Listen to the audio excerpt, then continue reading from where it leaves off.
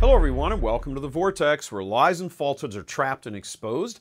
I'm Michael Voris. It's becoming more apparent that these various synods held in Rome aren't really synods at all, not in the authentic sense of what a synod is supposed to be anyway. In the real world of synods, some pressing issue in need of deliberation and thinking and discussing and praying over is brought before a somewhat large number of bishops, and after some time, they provide the Holy Father with some consultation on how to address or approach whatever the given issue is.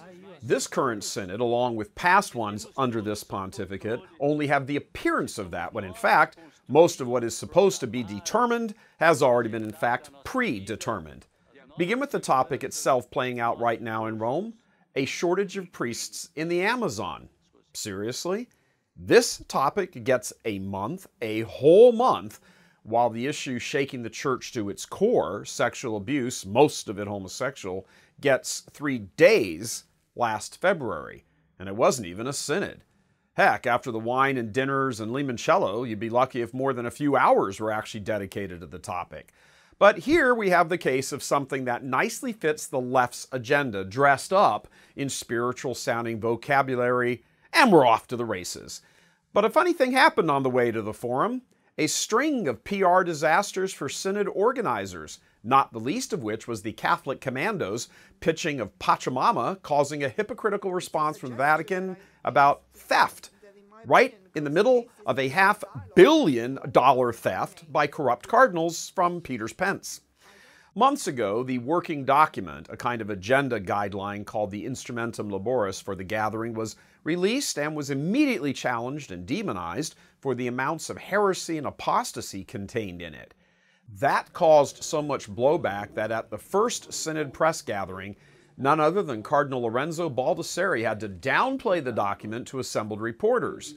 Then, even before the actual synod got underway, there was the spectacle of the Mother Earth worshipping tree planting ceremony in the Vatican Gardens, complete with a statue of a nude, pregnant goddess or woman or whatever. No one seems to be willing to say who this is or go on the record with who or whatever it is. Then inside the Vatican walls, the Secretary of State offices get secretly raided. Secret, that is, until someone leaked the info to the Italian media, and then the head of the Vatican security ended up falling on his sword over the whole affair. Oh yeah, the reason for the raid, at least in part, getting to the bottom of more than a $500 million theft from Peter's Pence fund by high-ranking prelates who are all close to Peter, the Pope, and used the money in part to buy a whoppingly expensive property in London, ostensibly for investment purposes, which Peter's Pence is not supposed to be used for. Then it comes out that Pope Francis, when questioned, has told intimates that he wants all this confusion. He wants all this confusion because it fits a model of realignment, bringing into existence a new understanding of the church. You can say that again. Increasing challenges from faithful Catholic reporters in the press hall about temporal and spiritual anomalies. Prelates being chased down the street, refusing to answer the most basic of questions. None of it looks good. Then the bombshell news published by an atheist publisher friend of the Pope that Pope Francis doesn't really believe Jesus was divine while he was walking around on earth. A charge the Vatican at first didn't actually deny, but then had to reinforce given the calamitous coverage. Then an issue pops up that synod organizers could not have planned for, the topic of infanticide, and they are left losing their minds in the press hall, denying everything, only to have it revealed that not only is this an actual reality, but that the Brazilian Bishops' Conference knew about it and posted links about it on their website, only to try and hide it the next day, taking down all the links after an intrepid Italian journalist wrote about it and it got international headlines.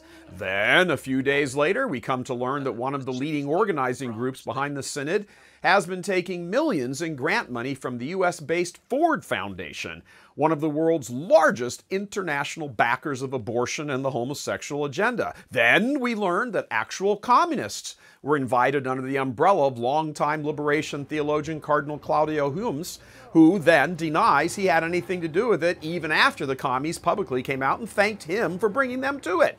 And almost as a side dish, the idea that a list of so-called ecological sins was being considered brought almost immediate ridicule from around the world. The thinly veiled charges of imperialism or colonialism were leveled against faithful Catholics who want the effort at evangelizing and not just enculturation stepped up. As far as public relations events goes, this has been an unmitigated disaster for the Vatican, especially with Pachamama all floating down the Tiber. In fact, the onslaught of negative and truthful coverage has so upset and enraged the Marxists inside the Vatican that none other than special papal pit bull Antonio Spadaro felt it necessary to lash out from behind the walls last Friday, attacking faithful Catholics, reporting all of this. He tweeted that all this is somehow politically motivated, quote, "From faith to politics, all is connected," closed quote. Yeah, that gate swings both ways. Spadaro apparently hasn't stopped to consider that gate swings both ways. Blindingly evident in this synod. Yes, it's all about politics. Just look at the list of everything being revealed. Goddess worship, stealing hundreds of millions of dollars from Peter's pence, infanticide, funding by abortion giants, questions about the Pope's lack of faith in our Lord's divinity, active participation by communists, a list of completely manufactured, never-before-heard-of sins. These are not the ingredients of a successful Vatican synod. Add to this the rampant speculation that, like previous synods, the outcome is already predetermined because the deck has been stacked by choosing largely only liberal or radical participants, and we have what's called a dog and pony show. Not a few people think the final document is already written, done, stamped, over with perhaps just a few little minor tweaks needing to be done.